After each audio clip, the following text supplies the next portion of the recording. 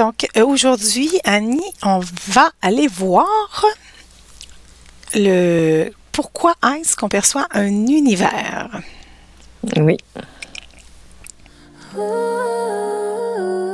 Incarner pleinement la conscience. Est-ce que pour toi cela fait du sens?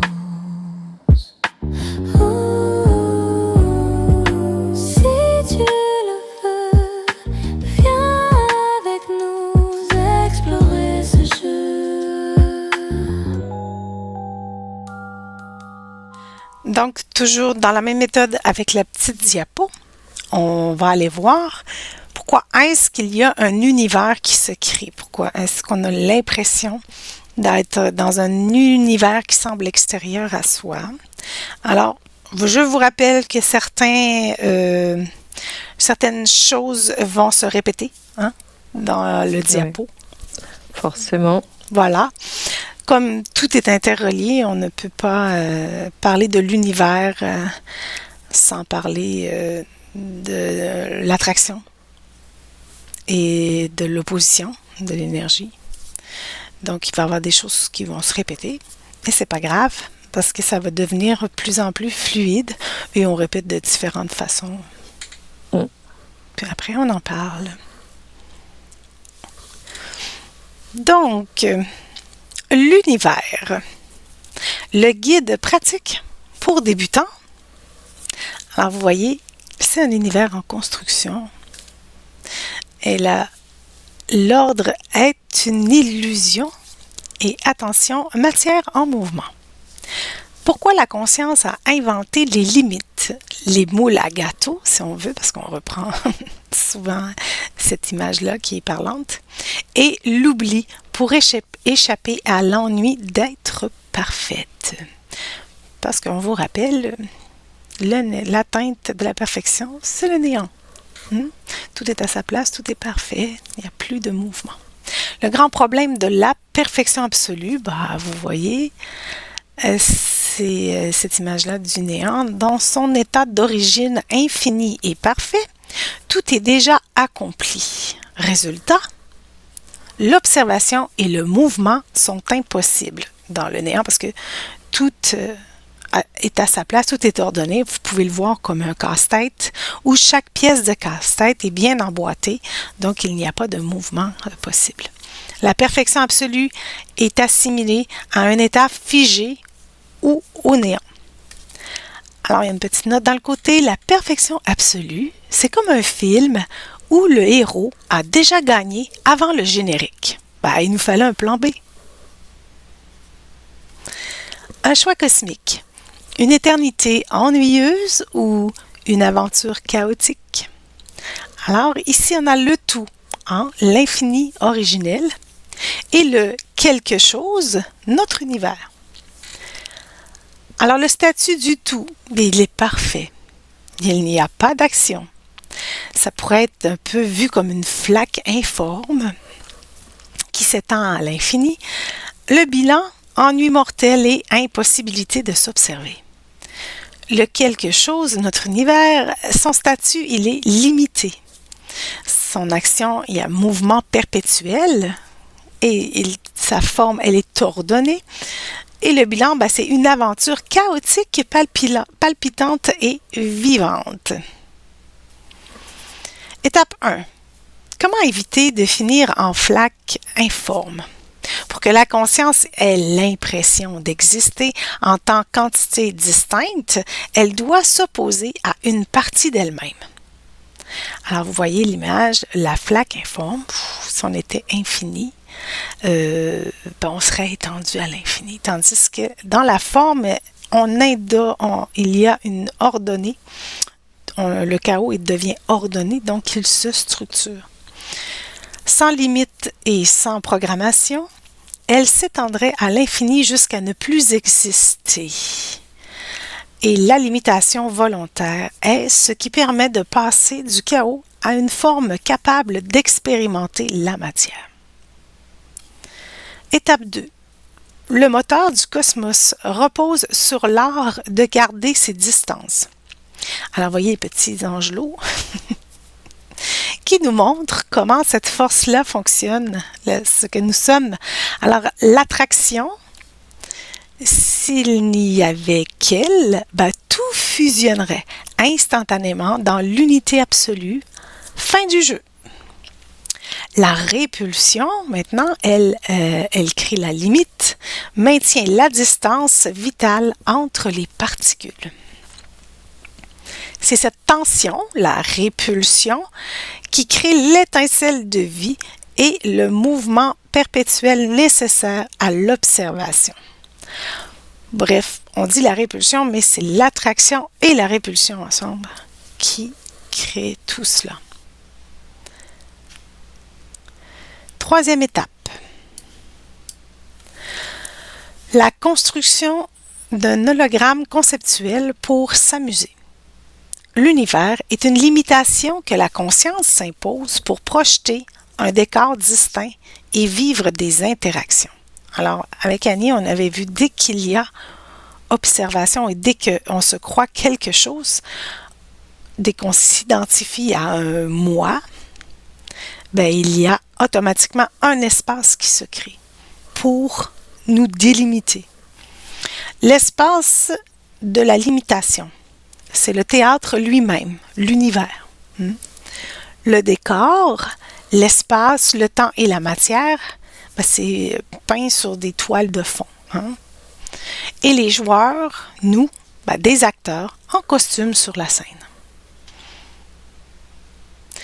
La clause de confidentialité, le voile de l'oubli. Pour que le jeu de l'incarnation fonctionne, il y a une condition stricte. Le joueur doit oublier qui il est vraiment. Jusqu'à maintenant, c'était ce qui était en place. Sans ce voile, l'immersion serait impossible. Si vous étiez l'univers entier, vous ne prendriez pas votre rôle ni vos problèmes au sérieux. Le casting. Pourquoi les autres joueurs sont absolument indispensables? Les autres personnages du décor ne sont pas là juste pour faire de la figuration, non. Ils servent de miroir. Chaque interaction entre les joueurs a un but précis. C'est révéler nos programmations inconscientes. Les autres sont là pour nous montrer nos propres bugs, ceux qui sont enfouis à l'intérieur de nous et que l'on ne veut pas regarder. L'expérience utilisateur. Les bugs corporels sont des fonctionnalités. La vieillesse, les limitations physiques ne sont pas des punitions. Ce sont des cosmic deadlines. Alors, le compte à rebours, le premier, l'illusion de la finitude, crée une pression évolutive. Sans l'horloge qui tourne, il n'y a aucune urgence à chercher le bonheur. Le recentrage obligatoire. Les limitations corporelles forcent l'acteur à quitter son rôle de machine de production pour revenir à son intériorité. La libération. En comprenant que le corps obéit à une programmation nécessaire, on cesse de s'y opposer. La limite devient un tremplin, pas une prison. Les paliers de conscience. Du sol au toit. L'univers n'est pas plat. L'expérience dépend de l'étage où vous choisissez de jouer. Alors, au niveau du sous-sol, la posture, ça va être un peu, on a l'impression d'être une victime des règles. Maladie familiale, vieillesse, totalitarisme social. La vision, c'est de rechercher l'uniformité, être un mouton pour survivre. Tout est dans la survie au niveau du sous-sol. Okay? Les expériences, elles semblent subir des limites comme un étouffement ou un enfermement. Et c'est pourquoi que quand on est au niveau du sous-sol, on veut devenir un expert. Donc, on va se former à plein de choses pour devenir expert de cette chose pour être certain de survivre à cette chose. Et au niveau du toit, la posture, elle est plus créateur conscient. On comprend que la limite est un outil La vision, elle vise l'unité sans exiger l'uniformité. On comprend que on est tous différents dans le fond. On a tous notre propre couleur. Expérience, elle utilise les lois universelles comme un tremplin pour s'adapter et évoluer. Alors celui qui est sur le toit peut descendre jouer au sous-sol sans être perturbé. Mais l'inverse n'est pas vrai.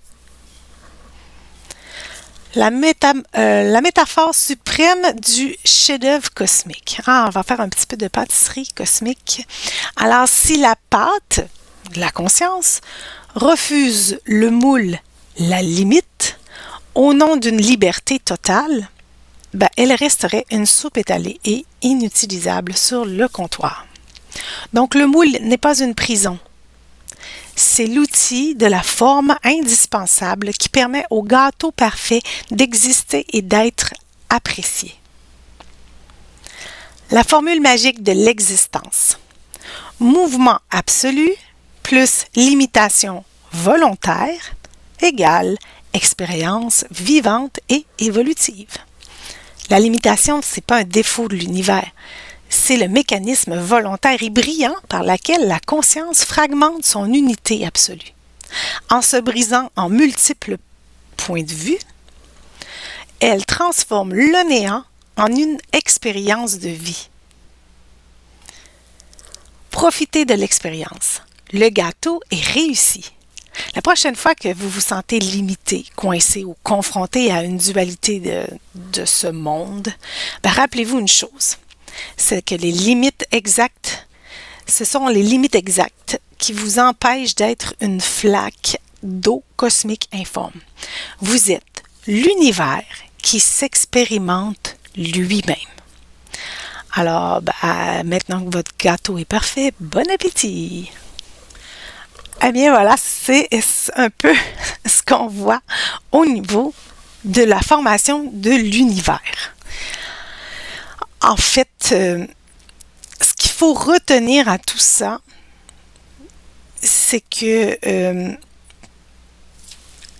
le piège, l'illusion de ça, la parfaite illusion, c'est de croire que l'univers est quelque chose d'extérieur à soi. Et ça, je pense que c'est l'illusion la plus crédible, à part celle de la matière, là.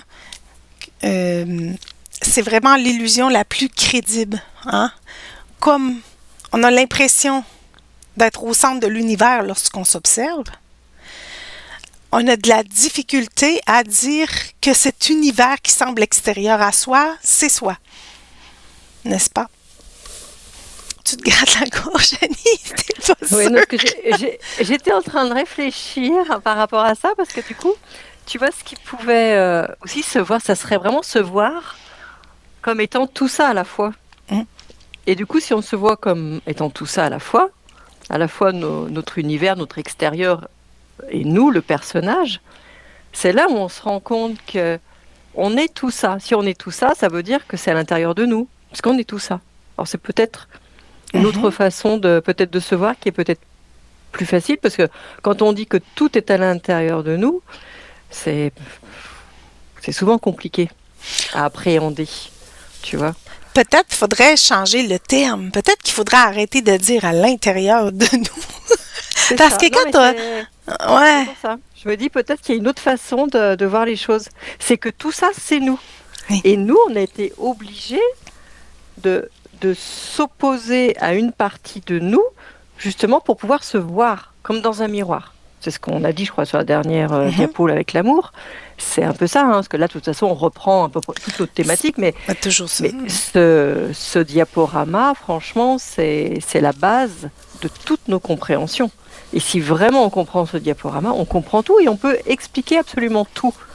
Et c'est ça. Et la première chose à comprendre, c'est qu'on n'est pas que le personnage, on est aussi l'univers, on est tout ce qu'il y a autour de nous. Dès que vous voyez quelque chose, c'est vous.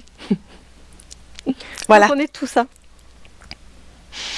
Donc, en fait, parce que quand on dit tout est à l'intérieur de soi, en fait, c'est automatiquement qu'on remet ça par rapport au personnage. Mais non, c'est pas tout à l'intérieur du personnage. Même si à quelque part, oui, parce que si je m'en vais au niveau de l'atome, alors là, c'est quelque chose qui se répète, tout dépendant dans lequel plan tu t'observes. Mais c'est que tout est à l'intérieur de la conscience. Alors, c'est pour ça que lorsque tu comprends que tu es conscience, là, tu peux dire, tout est à l'intérieur de moi, et là, ça a fait un sens. Parce que tout est à l'intérieur de la conscience. Tout est conscience. Alors, si j'ai conscience de quelque chose, c'est que c'est dans ma conscience. Parce que sinon, je ne pourrais pas le conscientiser. Je n'aurais pas conscience de cette chose. Alors, s'il est à l'intérieur de ma conscience, ben, c'est que c'est dans ma conscience, c'est que c'est moi. Si je le perçois, c'est à l'intérieur. Donc, si je perçois un univers, c'est que je suis aussi cet univers. Voilà, c'est ça. Et non pas le personnage contenu dans un univers extérieur au personnage. C'est ça. Je ne sais pas comment le dire pour être plus clair. C'est sûr que pour nous, c'est tellement une évidence que... Bref. Non, mais c'est pas facile à méditer, pensez à ça. cela, c'est ça. Posez-vous des questions et faites-le. Faites des philosophes de vous-même, des métaphysiciens de vous-même. Aujourd'hui, promenez-vous et là, posez-vous la question. Oh, alors, cette superbe fleur, si je l'aperçois, c'est que c'est dans ma conscience, donc c'est que c'est moi. Et pour vous aider, je parlais tout à l'heure avec Véronique du 3e volet d'Avatar là, que j'ai vu ces jours-ci. Et on ressent vraiment lorsque une des Les personnages. Voilà, personnage, je ne sais même plus comment s'appelle ce peuple, qui se connecte à la nature avec leurs tresses, là, ils se connectent et tout. Et c'est là où il y a vraiment, comme quoi tout est lié. Et hier, dans une scène, j'ai ressenti ça. J'ai ressenti finalement cette extension, ce fait qu'on est absolument tout ça. On n'est pas que le corps, on est aussi... on est tout relié, enfin, on est complètement relié à tout, quoi. Et vraiment, j'avais l'impression d'être dans le film et de ressentir ça. Et c'est vraiment ce que l'on est à un autre niveau, à un autre niveau de posture, finalement. C'est lorsque on est souvent, quand on prend une posture de hauteur, justement, comme le dit Véronique dans l'image avec le toit et la cave, et ben, quand on est à ce niveau-là, au niveau du toit, on pourrait ressentir ça. Comme quoi, tout est nous, absolument. Et quand je dis tout est nous, c'est pas que nous et la nature, c'est aussi la C'est maison tout. dans laquelle on vit, c'est absolument tout, c'est même les objets, c'est tout. C'est juste une extension. Voilà. Donc c'est pour ça qu'on dit bah tout est en nous forcément parce qu'on est tout ça. On est tout ça. C'est une autre façon aussi de voir en regardant le film. Essayez de vous mettre dans cet état-là quand il connecte complètement à la nature et tout, c'est assez impressionnant. Enfin moi je me suis complètement vue dedans quoi. Donc, le film, il ferait en sorte de montrer justement que, genre, tout est nous, pas tout est nous en tant que personnage, mais vous êtes aussi un personnage dans la conscience, dans le tout. Alors, vous n'êtes pas que ce personnage, mais vous êtes aussi ce personnage. Donc, si je suis aussi ce personnage, c'est que je suis l'univers aussi. Donc, je suis aussi l'univers que le personnage. Ouais. Alors, c'est plus un peu... Et c'est pour ça qu'il y a toujours des interactions avec notre univers que l'on croit extérieur à nous, mais finalement, comme c'est nous, forcément, il y a des interactions tout le temps que des personnes vont appeler communément, je crois, dans des synchronicités ou des choses comme ça. Mais finalement, c'est nous c'est comme si on discute avec nous-mêmes, quoi. Donc, s'il y a quelque chose dont on a besoin, bah, voilà, ça va apparaître d'une forme ou d'une autre. Avoir besoin d'une réponse, et ben la réponse, elle va venir sous une forme ou sous une autre. C'est vraiment tout ça. Une fois qu'on comprend qu'on est tout ça, eh bien, c'est juste un langage interactif avec ce que l'on croit être notre extérieur. Voilà. Mais sinon, on n'aurait pas ce langage interactif si c'était pas nous l'extérieur. On pourrait le dire aussi comme ça. Et l'immersion totale, c'est vraiment de se croire ce personnage parce que tout est perçu à travers les filtres de ce personnage. Alors cet univers-là qu'on croit extérieur à nous, on le voit à travers nos filtres. Le filtre du personnage, les programmations du personnage, ce qui fait qu'aucun ne perçoit l'univers de la même façon.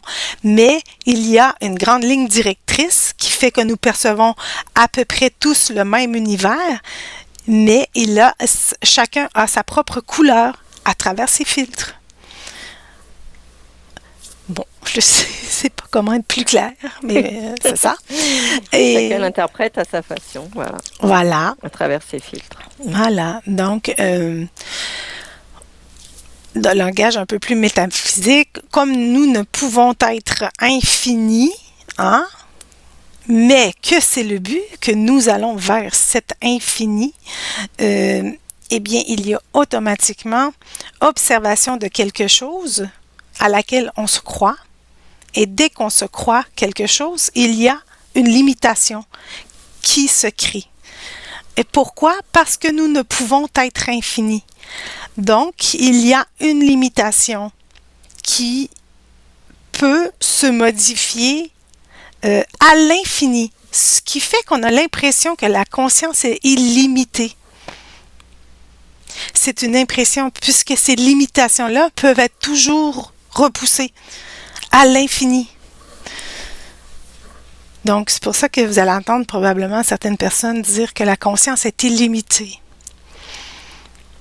Dans les faits, c'est faux. Il y a toujours une limitation. Mais comme on peut repousser ces limitations-là, plus on transmute nos programmations, plus les limitations sont repoussées, eh bien, on les repousse à l'infini. Donc, ce qui peut faire en sorte qu'on a l'impression que la conscience est illimitée. Voilà. C'est qu'il n'y a pas de limite à sa limite, à la forme dans laquelle elle se limite. Ouais. Disons que ça reste jamais constant. Voilà. C'est toujours en perpétuel mouvement. Et on va pas en se rétrécissant, on va en s'élargissant. En s'élargissant, voilà. En s'expansant, dans le fond. Si on veut. Oui. Voilà comment on voit les choses jusqu'à maintenant, comment on les perçoit jusqu'à maintenant. Donc, méditez là-dessus, mais c'est pas ça. Expérimentez là-dessus, commencez à vous observer et à vous poser des questions pour voir comment est-ce que vous le percevez, cet univers-là. Vous, quelle impression vous avez par rapport à cet univers-là? Vous pourrez nous le dire dans les commentaires. C'est intéressant de savoir comment chacun perçoit cette notion-là de l'univers. Voilà, vous pouvez mettre un petit like si vous avez aimé la vidéo, la partager aux personnes que vous croyez qui pourraient aimer. Et n'oubliez pas de vous abonner à la chaîne aussi. Sur ce, merci de votre écoute et on se revoit dans une prochaine diapositive. Bonne journée Annie, bonne journée à tous. Oui, bonne journée, merci, au revoir. Incarner pleinement la conscience, comprendre le rôle du corps, des émotions et du mental. Comment voir clair sans perdre les pédales? Tu comprends que quelque chose se déroule et t'as l'impression de perdre la boue. T'as l'impression d'avoir été projeté dans un fossé et personne ne semble pouvoir t'expliquer. Soudainement tu reviens à toi, la solution est sûrement là. Un jour tu comprends et tu ouvres les yeux, alors viens avec nous explorer ce jeu. Annie et Véro, Annie et Véro. Alors là, tout un duo.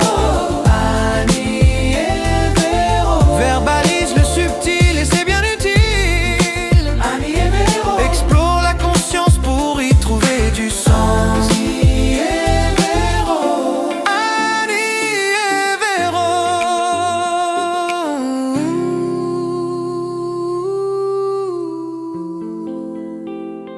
Au revoir à tous. Au revoir.